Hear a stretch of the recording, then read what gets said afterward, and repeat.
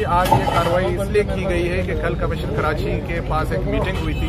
जिसमें जो दूध फरोश हैं जो उनके तमाम एसोसिएशन के लोग मौजूद थे। वहाँ ये बात इस पे डिसाइड हुआ था कि सबसे पहले जो फार्मर्स हैं जो ओरिजिनल सरकारी रेट पे वो अमल करेंगे 2 दिन में, तो उसके बाद अगले हफ्ते हम बैठ के कॉस्ट ऑफ प्रोडक्शन को देख के बाहमी तौर पे एक रेट डिसाइड करेंगे। बट अनफॉर्चुनेटली आज 2 दिन गुजर चुके थे, एसोसिएशन की तरफ से फार्मर्स की तरफ से अपने रेट सरकारी रेट पे वो नहीं दे रहे थे, जिसकी वजह से बुनियाद पे हमें मजबूरन कार्रवाई करनी पड़ी, एडमिनिस्ट्रेशन को पुलिस को एक्ट करना पड़ा।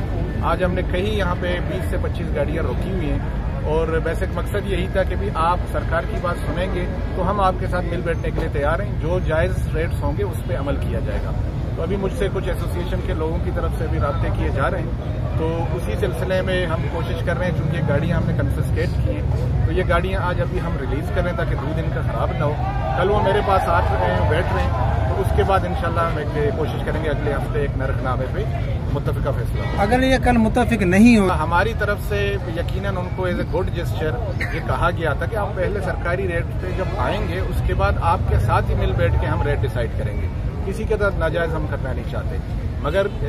ताली दोनों हाथों से बचती है। उनकी तरफ से बिल्कुल कोऑपरेशन अगर नहीं होगी तो यकीनी तौर पे हुकूमत है, कानून मौजूद है, तो हुकूमत ने एक्शन भी लेना है और कार्रवाइयाँ भी होनी है, और कार्रवाई इंशाल्लाह जो बड़े गिरबान हैं वहाँ तक पहुँच जाएगी। तो आज ये सारी गाड़ियाँ रिलीज कर अभी हम सारी गाड़ियाँ रिलीज कर रहे हैं ताकि इनके दूर